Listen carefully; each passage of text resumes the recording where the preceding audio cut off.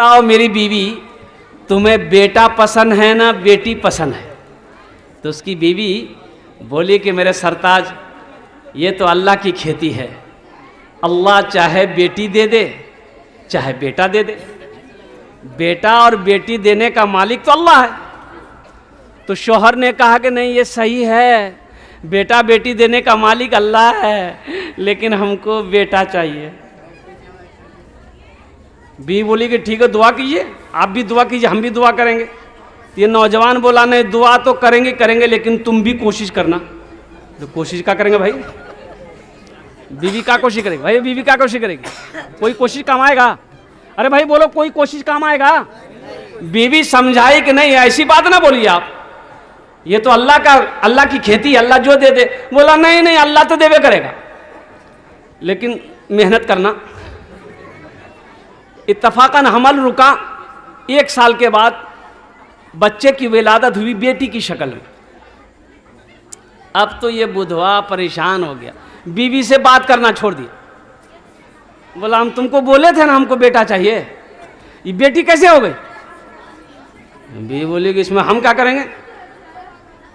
लोगों ने समझाया बुझाया नौजवान को कि देखो ये अल्लाह के हाथ में है, अल्लाह जिसे बेटा दे दे जिसे बेटी दे दे भाई, ना तुम्हारी इसमें कोशिश है ना तुम्हारी बीवी की कोशिश है ना किसी दुनिया वालों की कोशिश है। वो मेरा रब इन्नल्लाह अला कुल्ली शैइन कदीर, मेरा अल्लाह हर शे पे कादिर है और मेरा अल्लाह जो चाहता वो करता है, मेरा अल्लाह जो चाहेगा वो करेगा।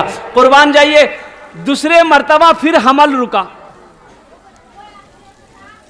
अब ये नौजवान बीवी का कहता है अब की बार मिस नहीं होना चाहिए, हमको मुन्ना चाहिए, जी जान लगा दो, बेटा ही चाहिए। अब की बार अगर बेटा नहीं हुआ तो बस समझ लो तुम अलग हम अलग। ये बेचारी अल्लाह की बंदी बड़ी घबरा गई कि मेरा शौहर ना अकल है ना समझ है, इसकी तो बात समझ में नहीं आ रही। अल्लाह का करना हुआ, बच्चे की विलादत का वक्त जब करीब आया तो देखा फिर बेटी पैदा हो। क्या पैदा हुई बोलिए? कै बेटी हो गई? 2 बेटी हो गई। और हकीकत में ये नौजवान बाप रे बाप, ये कोई रिश्तेदार के यहाँ चला गया, घरे छोड़ दिया। 1 हफ्ता के बाद लोग समझा बुझा कर उसको घर लाया। वक्त गुजरता चाहा, फिर तीसरे बच्चे की हमल ठहरा। अब तीसरे में ये नौजवान अपनी बीवी से कहता है कि सुन लो अब ये फाइनल है, अगर आपकी बार बेटी हुई तो हम दिल्ली में जाके दम लेंगे, हम यहां बिहार में नहीं रहेंगे। आप बस समझ लो तुम अलग हम अलग। उसकी बीवी समझाई कि मेरे सरताज कम से कम आप पढ़ लिख लेते तो आज ये बात नहीं करते, पढ़े लिखे होते, दीनी किताबों का मुताला किए होते कि बेटा देने का मालिक मेरा अल्लाह है, मेरा रब है, बेटी देने का मालिक मेरा अल्लाह है, मेरा रब है, इसके सिवा कोई किसी को ना बेटा दे सकता है, ना कोई बेटी दे सकता है, ना कोई औलाद दे सकता है, ना कोई रोजी दे सकता है, ना कोई जिंदगी दे सकता है, ना कोई मौत दे सकता है। ये नौजवान बोला कि हम तुम्हारी तकरीर सुन ली लेकिन हमको चाहिए बेटा। वक्त गुजरता रहा। 1 साल के बाद जब बच्चे की विलादत का वक्त करीब हुआ, ये नौजवान बड़ा खुश था कि बस बेटा हो जाए, तीसरा मेरा बेटा ही होगा। और जब बच्चे की पैदाइश हुई तो बेटी की शक्ल में। क्या हुआ भाई? बोलो भाई क्या हुआ? और हकीकत में ये लड़का नौजवान जो ने बेटी खबर सुना ना, सीमांचल पकड़ा, दिल्ली चला गया। बोला बाप अब हम नहीं रुकेंगे। बीवी सब्र कर ली। 2-3 महीना गुजरे होंगे। एक दिन रात में वो ख्वाब देखा। क्या देखा? ख्वाब जाने ना? सपना देखा कि हशर का मैदान लगा हुआ है, लोग भाग रहे हैं बेतहाशा। 2-4 फरिश्ते आया, इसके बाजू को पकड़ा, बोला यही है ले चलो इसको। बोला हमको पकड़ के वो लोग घसीट कर लेके जा रहे थे, बोला बस इसको जहन्नम की खाई में डालो। तो जब मैं उस दरवाजे पे पहुंचा, देखा मेरी जो बड़ी बेटी थी ना वो वहां खड़ी थी। मेरी बड़ी बेटी अल्लाह के फरिश्ते से कहता है कि मेरा अब्बा है, कहां लेके जा रहे हैं साहब? बोला बच्ची हट जाओ, इसे जहन्नम की खाई में गिराएंगे। बोला ना ना, हम रास्ता नहीं देंगे, ये मेरा अब्बा है, छोड़ दिए। तो अल्लाह के फरिश्ते कहे कि अच्छा ठीक है, इस दरवाजे से नहीं गिराने दोगे, एक दरवाजा और है, दूसरे दरवाजे से गिरा देंगे तुम्हारे अब्बा को। ये शख्स देखता है कि फिर फरिश्ते पकड़ा, दूसरा दरवाजा में ले गया, तो उसकी मझली बेटी वहां खड़ी थी। उन्होंने भी कहा कि हम अपने अब्बा को इधर से गिराने नहीं देंगे। फरिश्ते ने कहा तीसरा दरवाजा, तीसरे दरवाजे के बाद में गया, देखा तीसरी बेटी, छोटी सी बेटी बैठी हुई थी। बोले ये मेरे अब्बा है, इस दरवाजे से हम जहन्नम की खाई में अब्बा को गिराने नहीं देंगे। तो अल्लाह के फरिश्ते ने कहा अच्छा ठीक है, चौथे दरवाजे से गिरा देंगे।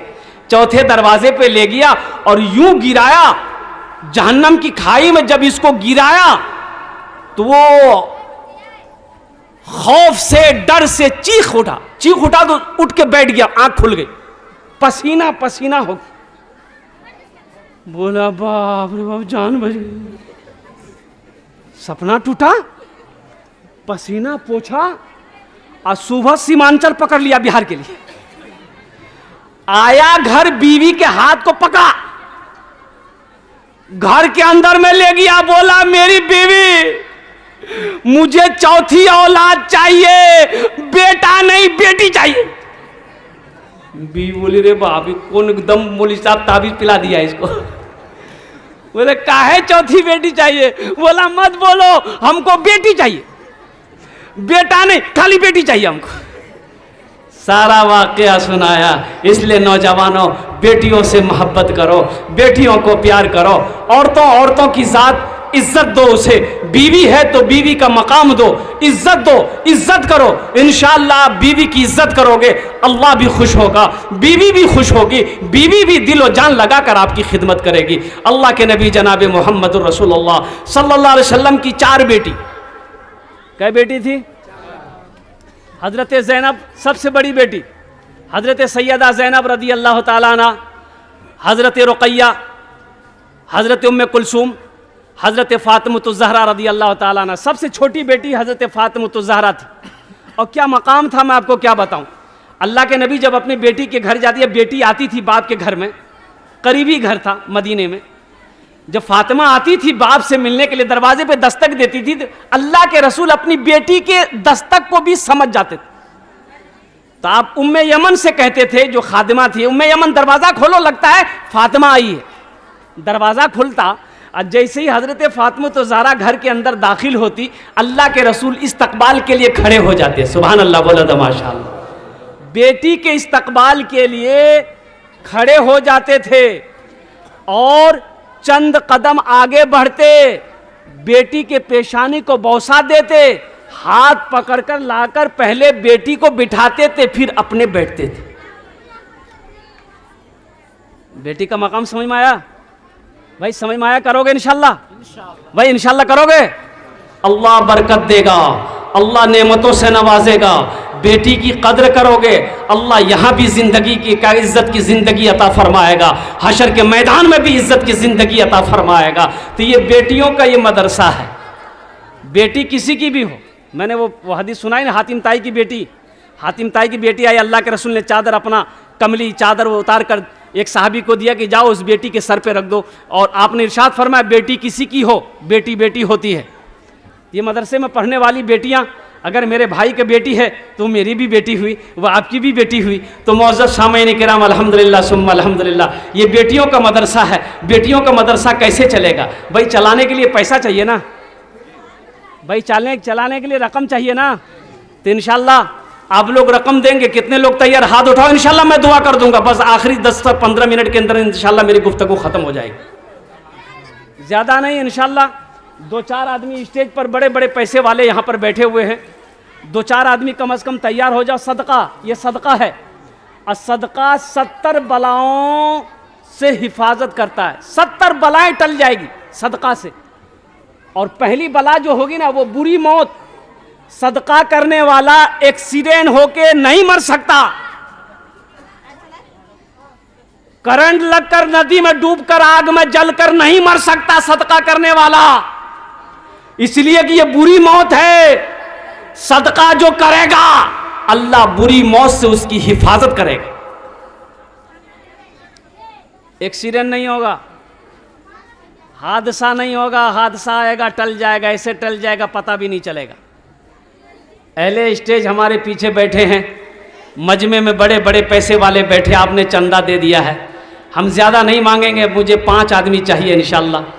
ওনার জন্যে আমি 5টেই দোয়া করব अल्हम्दुलिल्लाह, 5टे दुआ करबो। है कोई सखी कोई नौजवान 5000 रुपये देने वाला अपने माँ बाप की सालो सवाब की नीयत से दे दे कि हज़रत ये 5000 रुपये हम देंगे, मेरी माँ तो नहीं है या मेरा बाप नहीं है या मेरे माँ बाप हैं, उनके लिए मैं दे रहा हूँ। तो ये जब तक ज़िंदा रहेंगे अल्लाह नेकियां देता रहेगा, जब इसके माँ बाप मर जाएंगे अल्लाह कब्र में सवाब अता करता रहेगा। कब तक? जब तक इस धरती पर यह मदरसा चलता रहेगा। कुर्बान जाओ, अल्लाह नेकियां अता फरमाता रहेगा।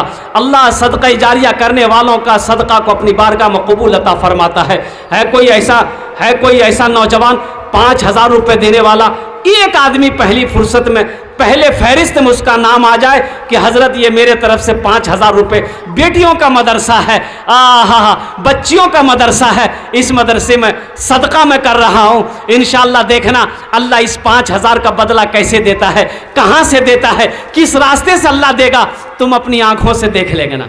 आज सदका करके देखो, मेरा अल्लाह कहता है मन जा बिल हसनत फलहु अशरु अमसालिहा, कि जो मेरे रास्ते में 1 रुपये खर्च करेगा हम 1 के बदले में 10 देंगे।